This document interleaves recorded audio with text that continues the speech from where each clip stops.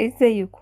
لو عايزين تعملوا سمك الفيليه بطريقه لذيذه جدا هخليكم تطلعوا الكفر الخارجي طعمه وشكله روعه. عايزه اقول لكم الطبقه الخارجيه دي كريسبي وجميله جدا، وبالتتبيله دي كمان هنعمل بيها الجمبري. بجد تتبيله بسيطه جدا وهتديكوا طعم ونتيجه ممتازه جدا. اول حاجه بجيب عصير ليمونتين وبنزل عليهم براس توم انا دقيها ناعم جدا، بقرن فلفل رومي لو حابين تحطوا حامي براحتكم، ونزلت عليهم بهريسه ومعلقه كبيره شبت مقطعه قطع صغيره. ولو حابين تستغنوا عن الهريسه زي ما انتوا عايزين انا حاطه معلقه صغيره هريسه.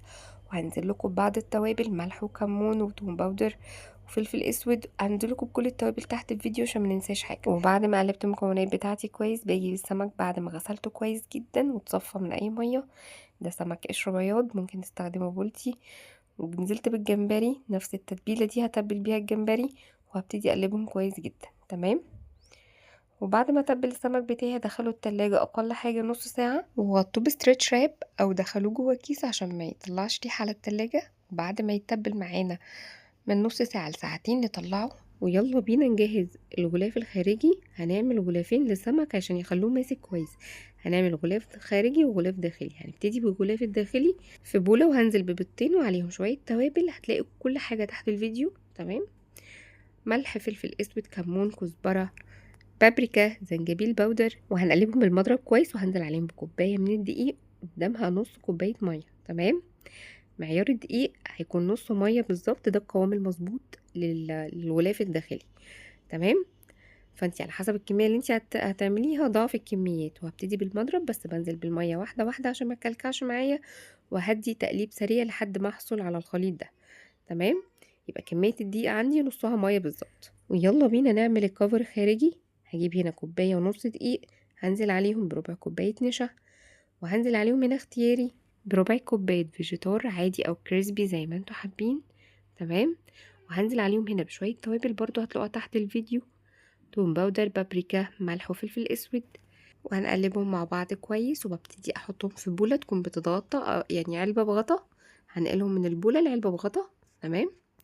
علشان نبتدي بقى هنا بعد ما عملنا خليط السائل ده هننزل فيه الاول بالسمك بعد ما اتبل. تمام. هنا بعد ما تبلت السمك حوالي ساعتين هبتدي انزل بيه في الخليط السائل ده، وبعد كده ابتدي ارجع بيه على الدقيق.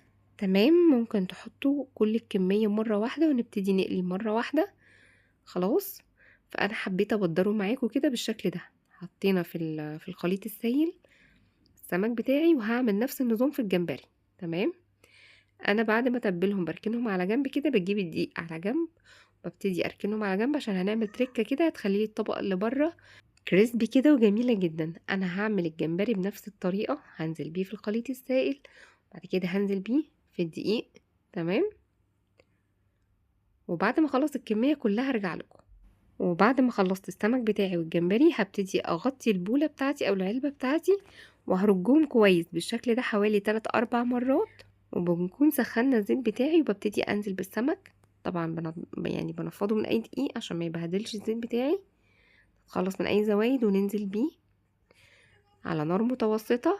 هياخد معاكم 3 4 دقايق بالظبط، بس انا بحب ان انا اغطي اي حاجة بتتقلي. انا على نار متوسطة غطيت ودقيقتين بالظبط، وابتديت اقلبه على الناحية التانية. كان خد معايا اللون الذهبي الجميل ده.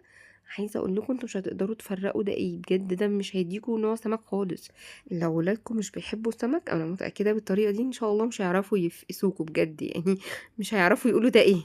تمام. وهنبتدي بعد ما ياخد اللون الذهبي ده، بصوا الطبقه ماسكه في السمك بتاعي كويس ازاي. تمام.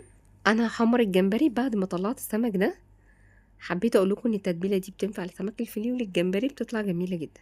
تمام. جمبري اهو واخد نفس الطبقه، ما وقعتش من عليه ولا اي حاجه. عايزه اقول لكم مش هيقع معاكم ولا واحده، ده غير ان انتوا هتعملوه بنتيجه وطعم ممتازين جدا. بجد طعمه احلى من الجاهز كتير واوفر، وعاملينه بطريقه احنا ضامنينها في البيت، ومطلعين نتيجه احلى كمان من الجاهزه. انا عايزاكم تجربوا الطريقه دي وتقولوا لي رايكم.